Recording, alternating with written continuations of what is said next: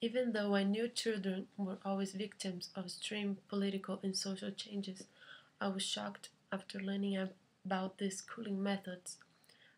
Just as in Canada and Australia, native indigenous children from the United States were also sent to residential schools, and I wonder if a similar system took place in Latin America, especially in Brazil. Indigenous people from Brazil have endured a wide education since Jesuits first arrived here, but I've never heard of indigenous children being stolen from their homes and so on. When it comes to teaching indigenous boys and girls in a wide way for them to be civilized, I don't disagree completely, but I reckon this shouldn't be an obligation, neither a matter of prejudice. Most of the kids from the last generation ended up with psychological problems, so the government wasn't very successful of having a perfect society, very well educated, and everything else. If these children had grown up with their own family, it wouldn't have any impact on the white society like they thought it would. Indigenous people would not burst into their pretty Western houses, nor kill anyone for nothing. It's very shocking to realize that so many children were stolen from their families to be raised in a proper way, according to the government.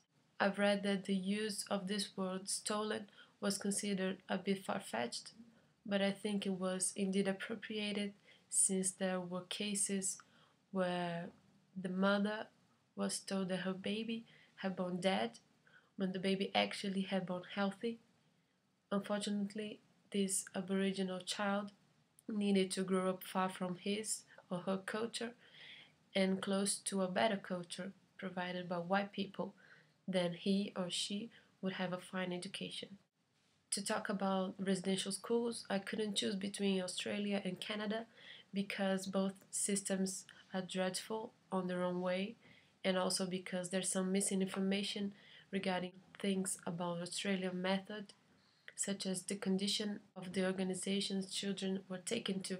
In Canada, children suffer from tuberculosis and many of them died. So, and this was predicted.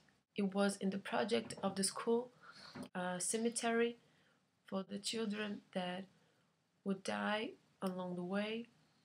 So, this is something very, very sad to think that they would capture these children from their homes and they would hurt them. The annual death reports were consistently done until 1917. They stopped suddenly, and it was something that they didn't want to report anymore. The kids were dying a lot from drownings, diseases, accidents. So kids were there to learn how to live in the white society, and then they would die instead. Many of them were physically, mentally, and sexually abused while studying in these schools. It's something that you really don't expect to find in history of any developed country, but it did happen.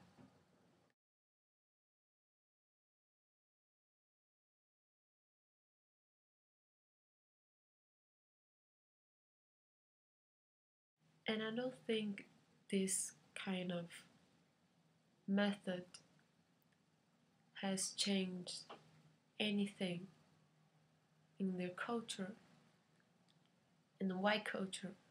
They destroyed a lot of families for nothing, just believing a white society was better than an Aboriginal one. Obviously, this is not true. I guess people should be free to live in their own way if they are black, white, Aboriginal, whatever. They should live the way they want without having someone or a government telling them what to do.